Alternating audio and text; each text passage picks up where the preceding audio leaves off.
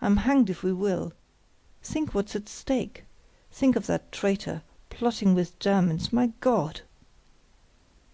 "Very good," I said. "I'm with you for going on. But let's face facts. We must scotch Dollmann. We can't do so without hurting her." "Can't we possibly?" "Of course not. Be sensible, man. Face that. Next point. It's absurd to hope that we need not revisit them. It's 10 to 1 that we must, if we're to succeed. His attempt on you is the whole foundation of our suspicions. And we don't even know for certain who he is yet. We're committed, I know, to going straight to Norderney now, but even if we weren't, should we do any good by exploring and prying? It's very doubtful. We know we're watched, if not suspected, and that disposes of 9/10 of our power. The channels? Yes, but is it likely they'll let us learn them by heart, if they are of such vital importance, even if we are thought to be bona fide yachtsmen? And seriously, apart from their value in war, which I don't deny, are they at the root of this business? But we'll talk about that in a moment. The point now is, what shall we do if we meet the Dollmanns?" Beads of sweat stood on Davies's brow. I felt like a torturer, but it could not be helped. Tax him with having wrecked you? Our quest would be at an end. We must be friendly. You must tell the story you told today, and chance his believing it. If he does, so much the better; if he doesn't, he won't dare say so, and we still have chances. We gain time, and have a tremendous hold on him, if we're friendly." Davies winced. I gave another turn to the screw. "Friendly with them both, of course.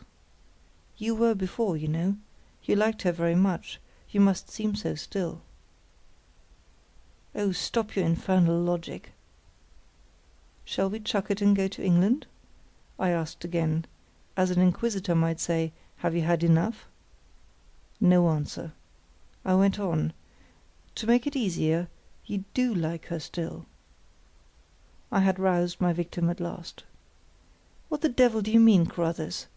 That I'm to trade on my liking for her, on her innocence, to— Good God, what do you mean?" "No, no, not that. I'm not such a cad, or such a fool, or so ignorant of you. If she knows nothing of her father's character and likes you, and you like her, and you are what you are—oh, heavens, man, face it, realise it. But what I mean is this: is she, can she be, what you think? Imagine his position if we're right about him, the vilest creature on God's earth, a disgraceful past to have been driven to this, in the pay of Germany. I want to spare you misery." I was going to add, "and if you're on your guard, to increase your chances." But the utter futility of such suggestions silenced me. What a plan I had foreshadowed! An enticing plan and a fair one, too, as against such adversaries, turning this baffling cross-current to advantage, as many a time we had worked eddies of an adverse tide in these difficult seas. But Davies was Davies, and there was an end of it. His faith and simplicity shamed me. And the pity of it, the cruelty of it, was that his very qualities were his last torture, raising to the acutest pitch the conflict between love and patriotism. Remember that the latter was his dominant life motive, and that here and now was his chance, if you would gauge the bitterness of that conflict. It was in its last throes now. His elbows were on the table, and his twitching hands pressed on his forehead. He took them away. "Of course we must go on. It can't be helped, that's all." "And you believe in her?" "I'll remember what you've said. There may be some way out, and—I'd rather not talk about that any more. What about the wreck?" Further argument was futile. Davies, by an effort, seemed to sweep the subject from his thoughts, and I did my best to do the same. At any rate, the air was cleared, we were friends, and it only remained to grapple with the main problem in the light of the morning's interview. Every word that I could recollect of that critical conversation I reviewed with Davies, who had imperfectly understood what he had not been directly concerned in; and, as I did so, I began to see with what cleverness each succeeding sentence of von Brüning's was designed to suit both of two contingencies. If we were innocent travellers, he was the genial host, communicative and helpful. If we were spies, his tactics had been equally applicable. He had outdone us in apparent candour, hiding nothing which he knew we would discover for ourselves, and contriving at the same time both to gain knowledge and control of our movements, and to convey us warnings, which would only be understood if we were guilty, that we were playing an idle and perilous game, and had better desist. But in one respect we had had the advantage, and that was in the version Davies had given of his stranding on the Hohenhörn. Inscrutable as our questioner was, he let it appear not only that the incident was new to him, but that he conjectured at its sinister significance. A little cross-examination on detail would have been fatal to Davies's version, but that was where our strength lay. He dared not cross-examine for fear of suggesting to Davies suspicions which he might never have felt.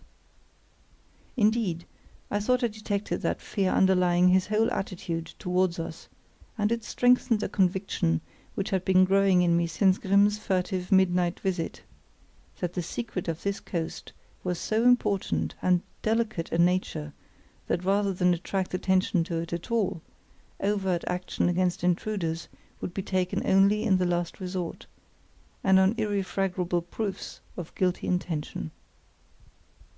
Now for our clues. I had come away with two, each the germ of a distinct theory, and both obscured by the prevailing ambiguity.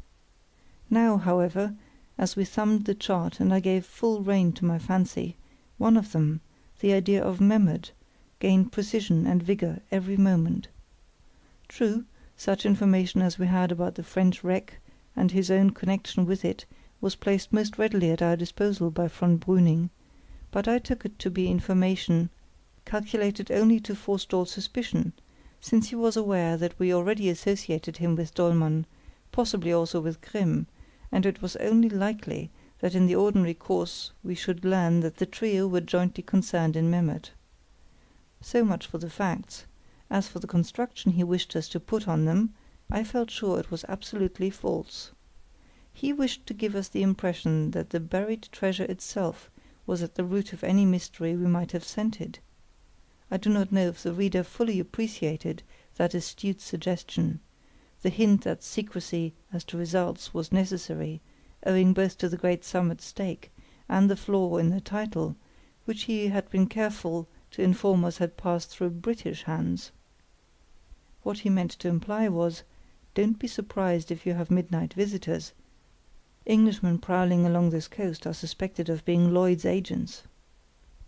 An ingenious insinuation, which, at the time it was made, had caused me to contemplate a new and much more commonplace solution of our enigma than had ever occurred to us; but it was only a passing doubt, and I dismissed it altogether now. The fact was, it either explained everything or nothing. As long as we held to our fundamental assumption that Davies had been decoyed into a death trap in September, it explained nothing. It was too fantastic to suppose that the exigencies of a commercial speculation would lead to such extremities as that. We were not in the South Sea Islands, nor were we the puppets of a romance. We were in Europe, dealing not only with a Dollmann, but with an officer of the German Imperial Navy, who would scarcely be connected with a commercial enterprise which could conceivably be reduced to forwarding its objects in such a fashion. It was shocking enough to find him in relations with such a scoundrel at all, but it was explicable if the motive were imperial; not so if it were financial.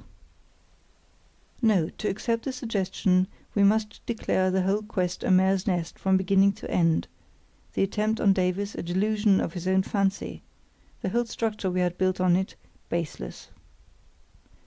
Well, I can hear the reader saying, why not? You, at any rate, were always a little sceptical.